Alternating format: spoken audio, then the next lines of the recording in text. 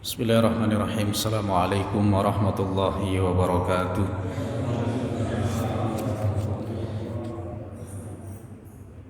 Innal hamdalillah nahmaduhu wa nasta'inuhu wa nastaghfiruh wa na'udzu billahi min shururi anfusina wa sayyiati a'malina. Man yahdihillahu fala mudilla lahu wa man yudlil fala hadiya lahu. Asyhadu an la ilaha illallah wahdahu la syarika lahu wa asyhadu anna Muhammadan abduhu wa rasuluhu la nabiyya wa la rasula ba'dah.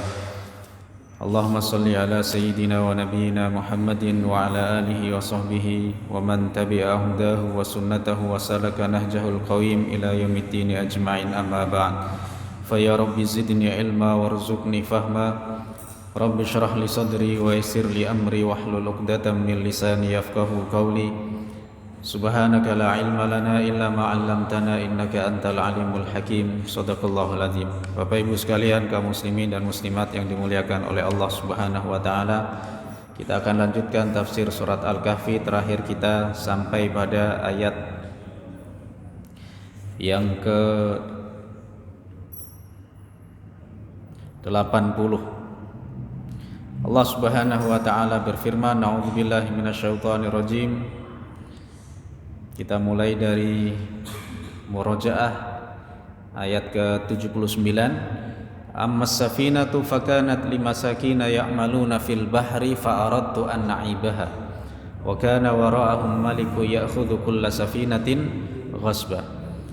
Adapun perahu yang aku lubangi, kata Nabi Khidir alaihi salam, adalah milik orang-orang miskin yang bekerja di laut, dengan mereka mengangkut penumpang menyeberangi dari satu ini daratan ke daratan yang berikutnya.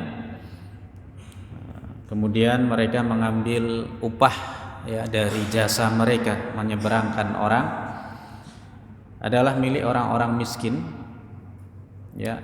Ini satu perahu tapi dimiliki banyak orang. Artinya kita tahu bahwa yang membuat perahu ini memang biayanya tidak sedikit. Bikin kapal ini enggak cuma-cuma. Artinya membutuhkan banyak biaya.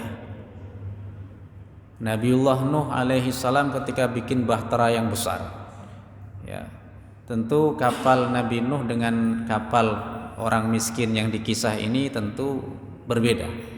Tentu kapalnya Nabi Nuh ini jauh lebih besar. Itu membuatnya ini sampai puluhan tahun. Ada yang mengatakan sampai 100 tahun menanam pohonnya 100 tahun, kemudian bikin kapalnya 100 tahun. Begitu pula dengan kisah ini Nabi Khidir dengan Nabi Musa alaihissalam. Ini satu perahu. Lafadznya adalah ammas safinatu, satu perahu. Limasakin, fakanat limasakin, dimiliki oleh orang-orang miskin, jamak. Jadi orang miskin ini orang yang sebenarnya punya pekerjaan, punya penghasilan, tapi pendapatannya ini hanya mencukupi sebagian dari hajatnya, sebagian yang lainnya masih kurang atau tidak terpenuhi. Ini makanya Imam Syafi'i rahimahullah ta'ala membedakan antara fakir dengan miskin. Kalau fakir hampir semua kebutuhannya tidak terpenuhi atau dia tidak punya pekerjaan. Tapi kalau miskin dia masih punya penghasilan, tapi penghasilannya tidak mencukupi seluruh kebutuhannya. Ya'maluna fil bahar, mereka bekerja di laut dengan jasa menyeberangkan penumpang. Fa'aradtu an na'ibaha, maka aku ingin atau hendak membuat celah pada perahu itu, karena di hadapannya wara'a itu ada seorang raja penguasa yang ya'khudhu kulla safinatin ghasba, mengambil setiap perahu yang diinginkannya kalau perahu itu masih layak, ghasba secara paksa, ghasab ini mengambil punya orang, artinya al-istila bihaqqi al-ghairi ala wajhil qahri, menguasai milik orang lain dengan memaksa tanpa izin. Makanya kalau di pesantren ghasab Ya nggak di pesantren aja sih, maksudnya kalau ini pinjem sendal orang kan, ya ini gosok yang levelnya masih ringan ya. Tapi kalau yang gosok ini berarti mengambil secara paksa, ya merampas seperti itu ya. Itu makna gosok yang sebenarnya itu merampas dengan cara paksa. Nah, sama sekalian rahimakumullah, ini makanya Nabi Khidir melubangi kapal itu dengan kapak, ya, perahu itu dengan kapak. Maksudnya apa? Biar nanti berhitungan dengan ilmu Allah, nanti baliknya itu perahu ini masih bisa bertahan untuk tidak tenggelam dengan perhitungan. Tentunya tidak semua kayu ini dilubangi, hanya satu saja ya. Kemudian beliau mengibaratkan ada seekor burung pipit yang menaruh paruhnya ini di lautan, kemudian ada yang tumpah berapa tetes. Itulah kata Nabi Khidir, itulah ilmu kita kalau dibandingkan dengan ilmunya Allah, yaitu ilmunya Allah itu lautan yang luas ini. Wa amal ghulamu fakana abawahu mu'minaini fakhashina ayurhiqahuma tughyanan wa kufra. Dan adapun anak kecil itu kedua orang tuanya adalah orang mukmin, fakhashina, kami khawatir, kami takut. Apa bedanya khasyah dengan khauf? Kalau khasyah ini khawatir dalam keadaan aman, kalau khauf khawatir takut dalam keadaan tidak aman.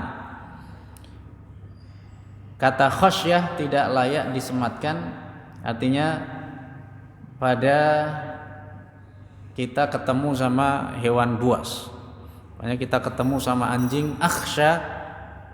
Nah, ini akhsha artinya dalam keadaan yang sebenarnya akhsha ini cukup untuk yang keadaan tidak masih aman. Makanya takut kepada Allah akhsha. Karena apa? Dalam keadaan kita ini aman, dalam keadaan kita masih santai ya, tidak ada bencana alam. Tapi kalau akhafu, khauf, ini takut dalam keadaan yang mengancam. Jadi kalau takut bertemu dengan binatang buas segala macam, itu layaknya adalah dalam bahasa menggunakan kata khauf. Ya, bukan kata khasyah. Tapi kalau khasyah ini derajatnya lebih tinggi dari khauf. Khasyah karena apa? Khauf ini sifatnya naluriahnya manusia. Dalam keadaan mencekam, takut, wajar. Tapi kalau khasyah dalam keadaan aman, tidak mencekam, artinya dalam keadaan normal, tapi dia takut. Makanya dalam surah Fatir ayat 28 Allah mengatakan apa? Innama yakhsyallaha min ibadihil ulama. Sesungguhnya yang takut kepada Allah ini adalah para ulama. Ya, Allah innama yakhsyallaha min ibadihil, yang takut kepada Allah dalam keadaan aman. Ya, dalam keadaan aman. Kenapa? Banyak orang yang mereka tidak alim, orang awam, ya. Mereka takut kepada Allah itu ketika ada bencana alam. Mereka baru merasa takut sama Allah. Baru ada bencana alam, dia istighfar, dia takbir, Allahu Akbar. Baru takutnya Allah ketika mereka dalam keadaan mencekam. Nah, makanya para ulama, orang yang alim, dengan ilmunya dia bisa menyampaikan rasa khasyah, takut kepada Allah. Dalam keadaan aman pun mereka khawatir dengan murka Allah. Dalam keadaan aman mereka sudah takut, apalagi kalau dalam keadaan tidak aman. Makanya khasyah ini lebih tinggi makomnya dibandingkan dengan khauf. Fa khasyina, maka kami khawatir, takut, ayurhiqahuma tughyanan wa kufra. Kalau anak tadi yang aku bunuh ini kalau ntar dewasa bisa menjerumuskan kedua orang tuanya pada perbuatan yang melampaui batas dan kufra dan kufur. Karena saking cintanya orang tua ini kepada anak tersebut sehingga orang tuanya ini melampaui batas. Anaknya pingin ini, pingin itu, orang tua rela melakukan apapun. Karena pas saking cintanya. Makanya anak innama amwalukum wa auladukum fitnah, kata Allah. Sesungguhnya harta kalian dan anak-anak kalian adalah ujian, fitnah. Hati-hati dengan dengan mereka. Karena kita diuji oleh Allah, salah satunya dengan harta, kemudian dengan anak. Karena waktu itu orang Arab ini bangga dengan harta mereka dan dengan anak keturunan mereka yang banyak. Ya. Sesungguhnya harta kalian, anak kalian adalah fitnah, ujian datangnya dari Allah. Maka kalau anak ini tidak salih, maka tentu akan bisa menjerumuskan orang tuanya pada hal-hal yang melampaui batas dan juga perbuatan yang kufur yang menyebabkan murka Allah Subhanahu wa taala. Maka harapannya Nabi Khidir apa? Fa'aradna, kami berharap, ya kami ingin ayubdilahuma, semoga diganti rabbuhuma oleh Tuhan keduanya yaitu Allah Subhanahu wa taala khairan minhu, anak yang lebih baik darinya, apa? Zakatan, lebih suci, lebih dia ini nanti kelak bukan pendosa, wa aqraba ruhma, dan lebih dekat kasih sayangnya, lebih besar kasih sayangnya kepada orang tuanya. Anak yang sayang sama orang tua adalah anak yang tidak peduli secara materi duniawi saja, tetapi juga peduli dengan nasib orang tuanya nanti kelak di akhirat.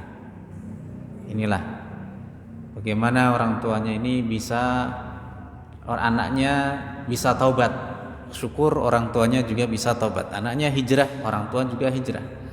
Seperti itu. Khawatir. Ya. Kemudian yang ayat ke-82, ya. Wa ammal jidaru fakana li ghulamaini yatimaini fil madinati wa kana tahtahu kanzul lahumā wa kana abuhuma salihah fa arada rabbuka ay yablugha ashuddahuma wa yastakhrija kanzahuma rahmatan min rabbik wa ma fa'altuhu an amri dzalika ta'wilu ma lam tasti' alaihi sabra. Dan adapun dinding rumah yang aku dirikan, ya, yang hampir roboh tadi, adalah milik dua anak yatim yang mereka ini masih kecil. Ya, di kota itu, ya di kampung itu ada dua anak yatim, di mana salah satu dinding dari rumahnya ini hampir roboh. Padahal penduduk kampung situ ketika didatangi oleh Nabi Khidir dan Nabi Musa minta, ya, sesuatu, mereka tidak mau menjamunya, tidak mau memberikan jamuan pada mereka meskipun sekedar air seperti itu. Fa'abau ayyudayyifuhuma, mereka penduduk kampung itu tidak mau menjamu, berbuat baik, melayani kepada pendatang itu, musafir itu. Fawajada fiha jidara, keduanya kemudian mendapati ada dinding, yuridu ayyang qadda, dinding ini hampir roboh. Dan hampir robohnya ini bukan roboh yang baru mentiung, memang betul-betul sebentar lagi mau roboh. Ya. Jadi yang qadda itu ay yasqutu bisur'ah, jatuh dengan cepat. Ya, jadi robohnya ini udah hampir sudah, cuma tidak sekedar ini masih lama nih jatuhnya, enggak, tapi ini udah sebentar lagi. Maka kasihan sama anak ini Nabi Khidir alaihi salam, kemudian beliau ini membangun kembali ini, mendirikan.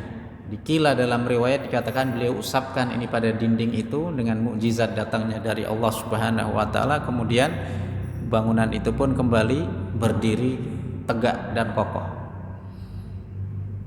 Sebenarnya protesnya Nabi Musa kepada Nabi Khidir yang ketiga ini sebenarnya halus.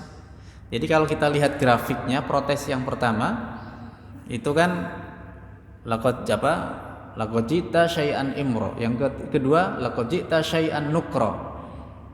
Yang pertama melubangi perahu, engkau sudah melakukan satu hal yang mencengangkan, membingungkan. Ini perkara besar ini, mau menenggelamkan seluruh awak kapal meskipun tidak terjadi. Jadi ulama beda pendapat, imra sama nukra ini lebih besar mana dosanya. Ada yang mengatakan imro lebih besar. Karena apa? Nabi Musa berpandangan ini kalau bocor betulan, artinya bocor kemudian tenggelam, berarti yang mati itu nggak cuma satu orang, semua yang ada di kapal ini mati. Ini kata pendapat yang pertama. Kalau nukra, ini kemungkaran juga, perbuatan dosa juga, tapi yang dibunuh cuma satu, yaitu anak kecil tadi. Tapi protesnya Nabi Musa ke Nabi Khidir ini lebih keras. Yang kedua, karena apa? Nabi Musa sudah tahu kalau ternyata yang dibocorin itu tidak tenggelam. Makanya kata para ulama, nukro ini lebih besar daripada imro. Ya meskipun ada juga yang mengatakan imro lebih besar, tapi kenyataannya tidak ada yang mati, tidak ada yang tenggelam. Jadi baru punya pikiran orang ini nanti pada tenggelam, penumpang di kapal ini, tapi nggak terjadi. Tapi kalau ini meskipun satu orang, satu anak yang dibunuh, tapi udah nyata, real, betul-betul dibunuh. Sehingga kata saya memegang pendapat yang kedua, yaitu nukro ini lebih besar dari imro. Jamaah sekalian rahimakumullah, terbukti apa? Protesnya Nabi Musa ini lebih kencang. Laqad ji'ta syai'an nukra, kau sudah berbuat sesuatu yang mungkar dengan membunuh anak ini.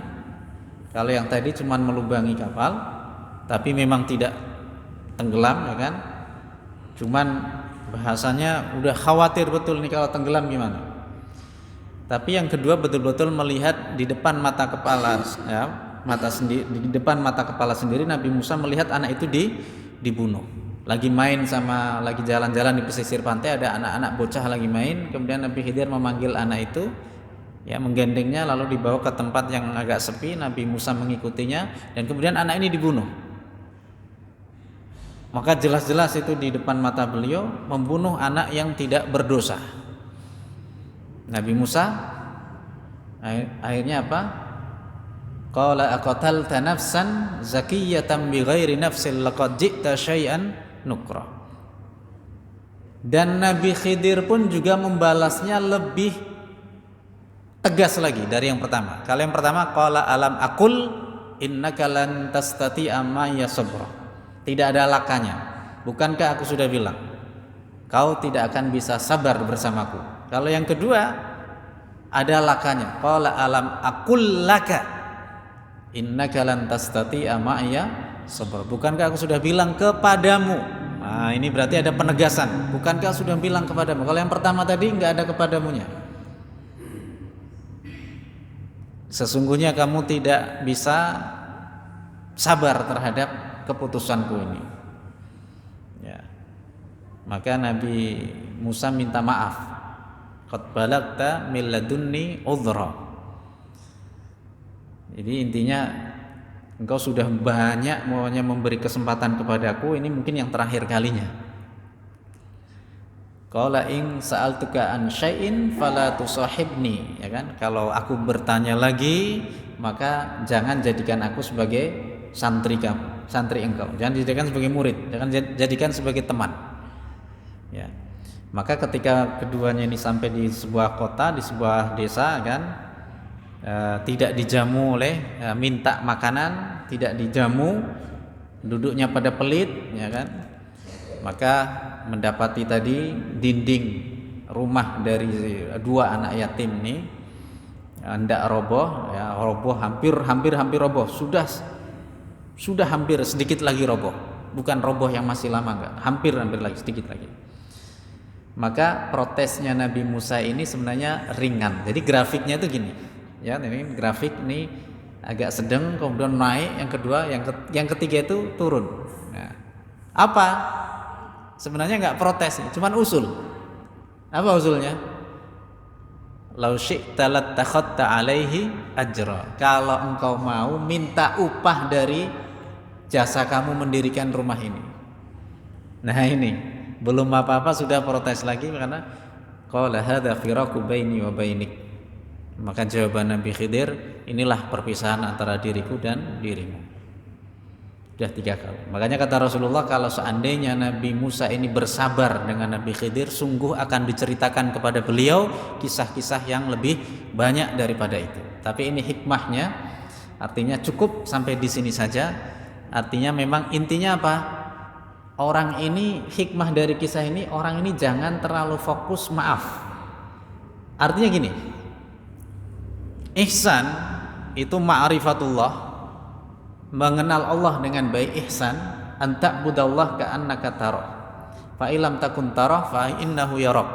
Malaikat Jibril datang kepada Rasulullah berpakaian putih, menyamar sebagai laki-laki, rambutnya hitam, ya, tampan, bersih, tidak ada la yura atharus safar, la yura minhu atharus safar, tidak nampak darinya laki-laki ini apa? Bekas dari perjalanan jauh. Orang kalau habis perjalanan jauh zaman dulu lewat padang pasir, ya, memotong lembah, menaiki bukit, lebih capek daripada kita yang perjalanan tinggal naik bis, naik mobil, naik kereta, naik pesawat. Insya Allah masih turun masih keren, ya kan? Ini kalau dulu kan ya, maulah bukit, lembah, ya kan? Nah ini, jadi maka ada debu, ya kan, ya, ada debu-debu yang pakaiannya jadi agak lusuh, kusut, wajahnya juga, ya kan, kusut, ya, kumel itu kan. Kenapa? Baru perjalanan jauh. Ini orang enggak dari perjalanan jauh tapi kayak enggak ada bekas, karena dia ini seorang malaikat Jibril yang menyamar sebagai seorang laki-laki. Dan salah satu pertanyaan adalah mal ihsan, apa itu ihsan? Ihsan itu adalah anta budallah, engkau ini hendaknya menyembah Allah ka'annaka tarah, seakan-akan kau melihat Allah. Fa illam takun tarah, kalau kau tidak bisa melihat Allah, fa innahu yarak, sesungguhnya Allah bisa melihatmu. Inilah ihsan ma'rifatullah yang tinggi. Kita selalu mendapat muraqabahnya Allah Subhanahu wa taala. Kita selalu diawasi oleh Allah.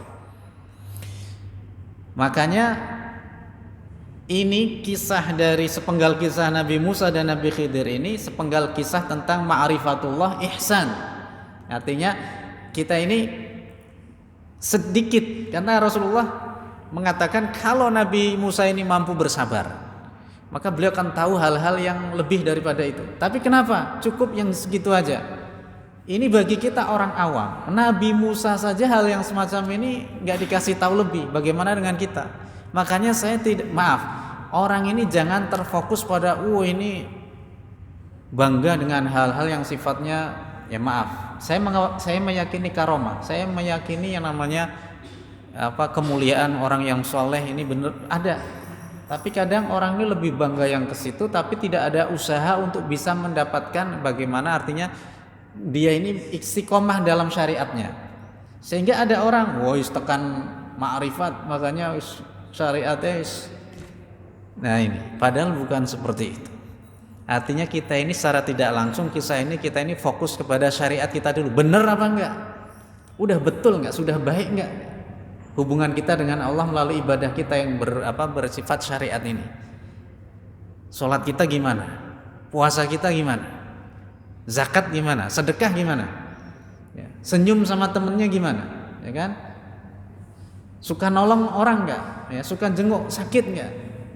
Bukan kok. Loh ini udah punya ini udah makomnya udah ini. Ya kan? Enggak bisa seperti itu. Ya. Jadi intinya hikmah dari kisah ini kan itu, supaya kita ini fokus pada hal-hal yang nampak ini kan.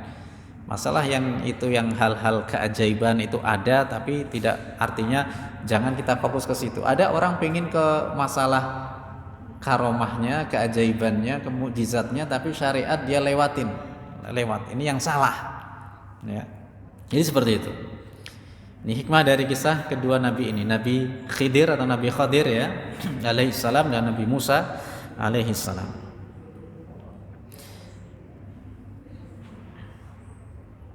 Adapun dinding tadi adalah milik dua anak yatim yang masih kecil. Di bawahnya ada harta karun. Ya, ada simpanan bagi mereka. Kanzun. Kanzun ini dari kata kerja kanaza yaknizu, menimbun. Jadi kanzun ini timbunan. Jadi harta tidak sedikit tapi banyak.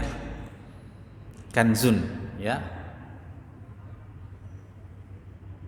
Rasulullah sallallahu alaihi wasallam bersabda, la haula wala quwata illa billah kanzun min kunuzil jannah.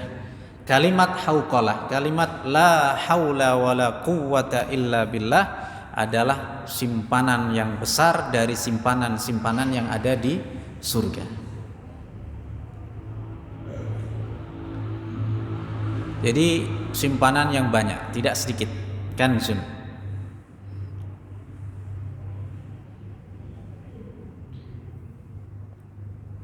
Di bawahnya ada kanzun, ada simpanan harta yang banyak. Kanzun lahuma, bagi keduanya.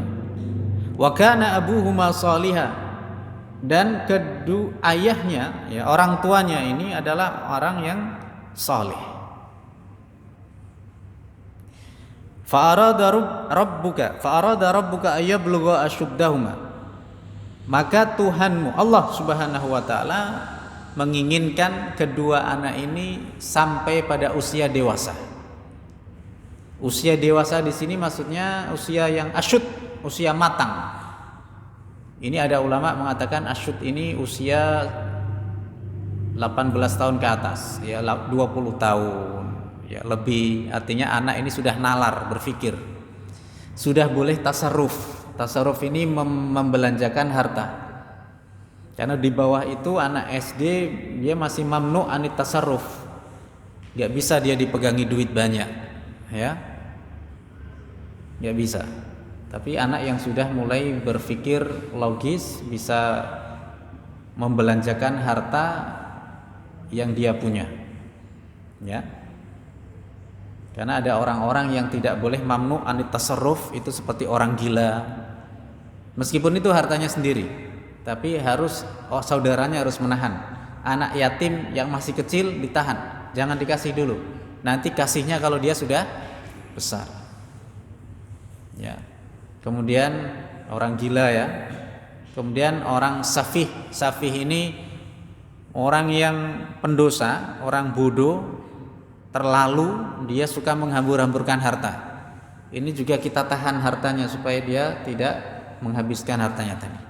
Ini termasuk anak kecil ini, dia belum tasarruf, belum punya hak untuk tasarruf, masih kecil. Karena bagaimana kalau anak kecil ini dikasih harta banyak, maka yang dikhawatirkan nanti digunakan, dia nggak tahu bagaimana cara menggunakannya.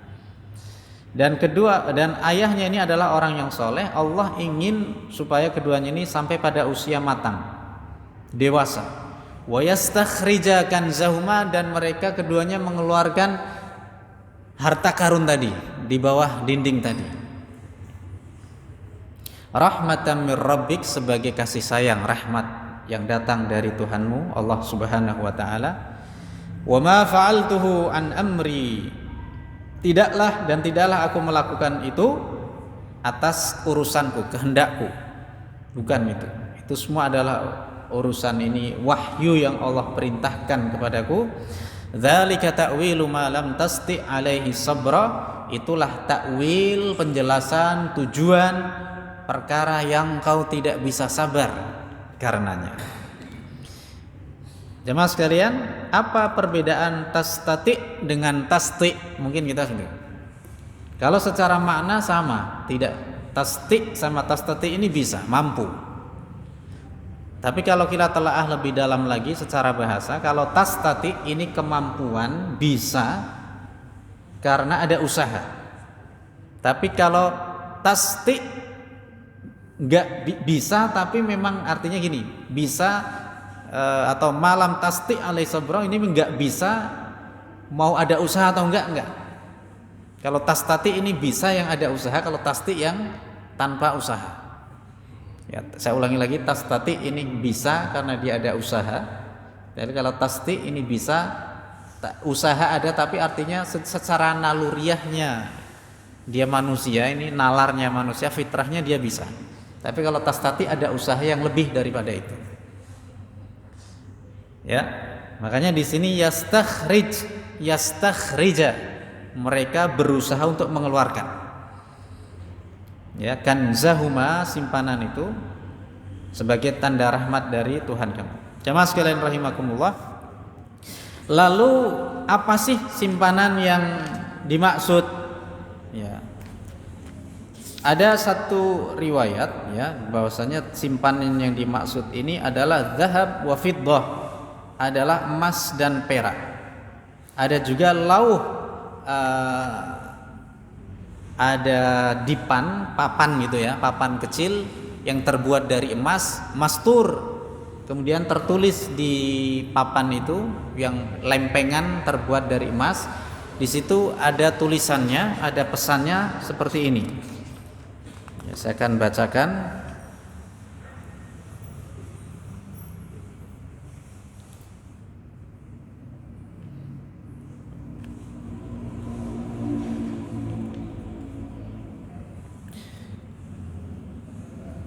Uhillat lahumul kunus wa hurrimat alaihimul ghanaim, ini wa kana tahtahu kanzul lahuma. Dulu kalau nabi-nabi terdahulu, syariat yang dulu itu dibolehkan kepada mereka harta simpanan, harta karun, dan diharamkan kepada mereka ghanimah. Dulu ghanimah pada masa Nabi sebelum Rasulullah belum ada. Ghanimah ini baru setelah Rasul sallallahu alaihi wasallam.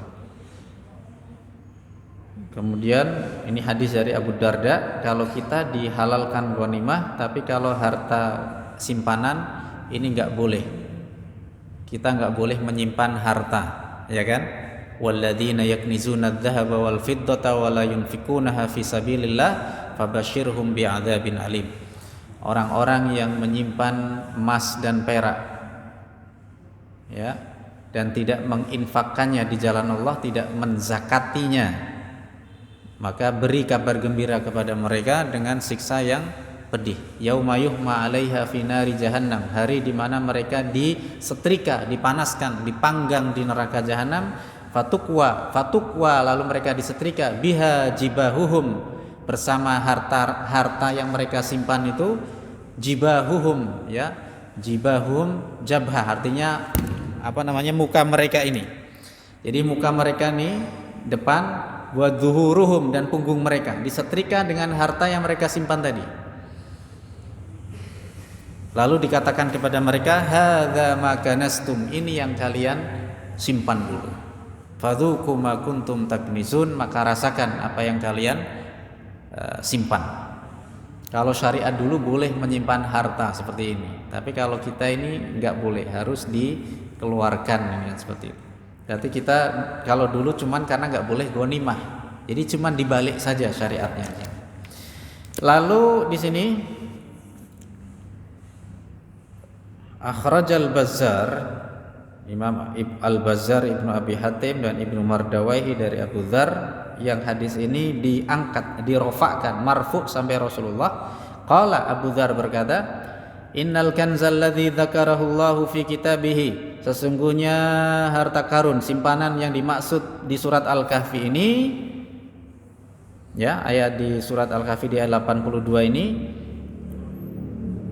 lauhun, berupa lempengan, ya, papan, min dzahab, dari emas, ada tulisannya di atasnya, jadi ada pesan-pesannya, ada pesan-pesan nasihatnya. Ajibtu, dan ini yang menulis siapa? Ini yang menulis siapa ini? Ya pasti yang dimungkinkan adalah ayahnya dulu, kakek-kakeknya dulu. Ada yang mengatakan al-jaddus sabi, kakeknya yang ketujuh. Jadi ini harta simpanan, warisan yang sudah lama, dari 7 generasi sebelumnya. Ini ada riwayat mengatakan demikian. Karena tentu syariat dulu dengan kita kan beda. Kalau kakek ketujuh mewariskan kepada cucu yang ketujuh kan gitu, itu yang jelas syariatnya udah beda. Ya, mereka boleh menyimpan harta, kalau kita enggak. Harta kalau orang meninggal harus dibagi kepada ahli waris, seperti itu. Dikatakan ada tulisannya, ya. Tulisannya adalah ajibtu, saya heran. Berarti ini ada orang yang menulis. Ajibtu, saya heran. Liman aikona bil qadri thumma nasiba. Ada orang yang meyakini ketentuan Allah, takdir, tapi dia bersusah payah. Maksudnya bersusah payah di sini artinya begini. Dia tahu ketentuan Allah, ya. Sudah cuman dia ini berusaha untuk melawan ketentuan Allah. Sudah terjadi tapi dia ini berusaha untuk melawan. Ya, manusia ini ada batasnya, maksimumnya dia ini berusaha. Bukan berarti aku takdire pancen nek koyone susah ketoke ora wong sugih, menawa wis ora sak payah-payah, bukan seperti itu. Maksudnya orang yang tahu takdir tapi dia berusaha untuk melawan takdir itu. Dia percaya takdir, tapi kalau kadang dihadapkan dengan takdir yang tidak baik, dia sudah menyalahkan Allah. Kemudian ada lanjutannya, wa ajibtu liman dzakaran nara tsumma dhahik. Saya heran juga pada seseorang yang tahu dan ingat neraka tapi dia ketawa, banyak ketawanya. Dia tahu ada neraka tapi dia banyak ketawanya di dunia ini. Drengese luwih akeh daripada pratine. Orang ini harus laku prihatin. Hidup ini cuma nunggu waktu sholat sama nunggu mati dengan kita. Orang, ya ada orang hijrah, ada orang berusaha untuk jadi baik. Dia rasakan dulu ketika saya belum sholat, nunggu pocokan ki suwe nak karuan, nunggu kemis ki kowe suwe. Karena Pak uripe ya turu mangan, ngerokok, suwi ya. Tapi sekarang buat sholat, masya Allah kayak dino kayak cepet. Ada nunggu kita waktu sholat ya, kayak bayaran tuh kayak cepet. Bahasanya seperti itu. Ada semacam hiburan tersendiri bagi orang-orang yang suka sholat jamaah di masjid. Itu ada satu kenikmatan tersendiri. Hidup ini, ya, artinya variasi kegiatan ini lebih banyak daripada orang yang tidak sholat, gitu. Jadi dia bilang barang sholat kayak bayaran itu cepet, gitu. Alhamdulillah, gitu kan. Karena apa? Disambi karo sholat, gitu kan. Biyen ora sholat ya bayaran ngenteni kemis iku ora tekan-tekan, gitu kan. Pocokan ki ora tekan-tekan, gitu kan. Padahal dino isih butuh 24 jam, ora ono dino kok 30 jam enggak ada, gitu kan. Itu hikmahnya kayak gitu. Ada orang yang percaya neraka tapi dia banyak tertawanya, ya. Merasa aman. Wajibtu liman dzakaral maut. Saya heran juga. Ini lanjutan tulisan di lempengan tadi. Saya heran juga kepada orang yang ingat mati, tsumma ghafal, lalu dia lalai, dia lupa. Dia tahu manusia ini semua sadar akan semuanya akan mati. Tapi dia lalai untuk mempersiapkan dirinya untuk bekal setelah dia mati. Dia lupa. Lalu tulisan ini ditutup dengan La ilaha illallah Muhammadun Rasulullah. Jadi nama Rasulullah Muhammad ini sudah ada termaktub dulu, ya, bahkan ini jauh sebelum beliau ini lahir ke dunia. Jadi 7 generasi sebelum dari kisah Nabi Khidir tadi. Sedangkan usia orang dulu juga panjang seperti itu. Maka ini satu yang ditemukan tadi, lempengan tadi, dan ternyata ada riwayat lain mengatakan itu tidak hanya lempengan saja. Masih ada harta-harta yang lain. Karena kanzun ini berarti harta simpanan yang disimpan, yang dikubur itu kan. Dan itu nilainya itu mahal. Nilainya itu mahal. Ini tidak satu lempengan saja, tapi ada barang-barang yang lainnya yang diperuntukkan untuk keturunannya. Ya kalau dulu orang menyimpan harta seperti itu syariatnya boleh. Ya kalau kita ini harus Ya syariat kita Nabi Muhammad ini kita harus disedekahkan, harus dizakatkan. Ya, ada yang untuk ahli waris kita, ya, untuk wasiat, untuk jalan khair, kebaikan, seperti itu harus ada. Tidak boleh untuk kita semuanya. Nah, kemudian berkaitan dengan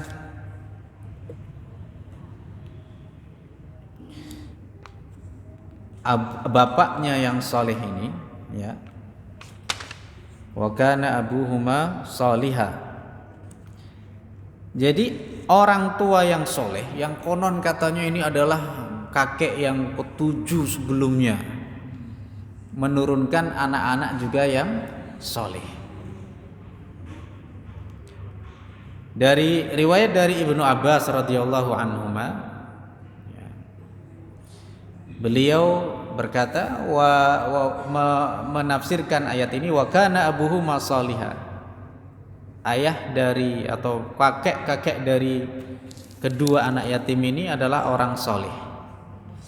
Qala, beliau berkata Ibnu Abbas, hifdhan bisolahi abihima. Ini sebagai satu penjagaan untuk menjaga kesolehan orang tuanya. Dan juga dikatakan Rasulullah SAW bersabda dari Jabir bin Abdullah, Rasulullah SAW bersabda, innallaha azza wa jal yuslihu bisolahir rajulis salih waladahu wa walada waladihi wa ahla duwairatihi wa ahla duwairati haulahu fama yazaluna fi hifdzillah ta'ala madama fihim. Jadi kalau kita ini soleh, ini sebagai satu penjagaan untuk keturunan kita. Kalau kita anak kita ini kok dijaga oleh Allah, solehkan diri kita. Maksudnya seperti itu. Rasulullah bersabda, sesungguhnya Allah Azza wa Jal akan mensolehkan. Soleh ini apa sih? Memperbaiki, ya kan? Allah akan memperbaiki dengan kesolehan seseorang yang soleh. Jadi Allah akan mensolehkan atau memperbaiki dengan wasilah kesolehan orang yang soleh. Siapa yang akan diperbaiki, yang disolehkan? Waladahu, anaknya orang tadi. Jadi orang tua yang soleh, maka anaknya pun juga akan disolehkan oleh Allah dengan wasilah kesolehan orang tuanya.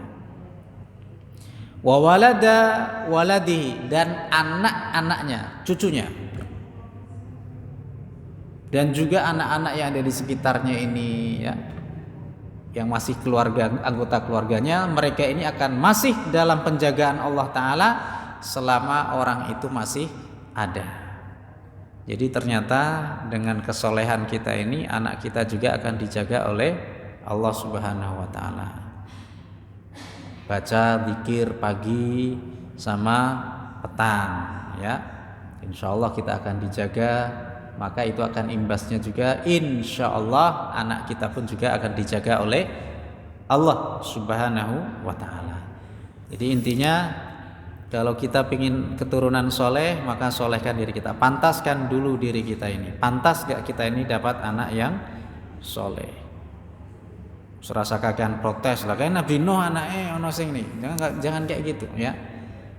Kalau itu ada, memang betul doanya Nabi Ibrahim, Rabbi ja'alni muqimas shalah wa min dzurriyyati. Wahai Tuhanku, jadikan diriku mendirikan salat, orang yang mendirikan salat, wa min dzurriyyati, dan sebagian dari dzurriyyahku, sebagian dari anak keturunanku. Artinya apa? Sebagian. Karena satu keniscayaan sunatullah, keturunan kita yang keberapa kita enggak akan tahu bagaimana nasib mereka, apakah mereka soleh atau toleh, kita enggak tahu.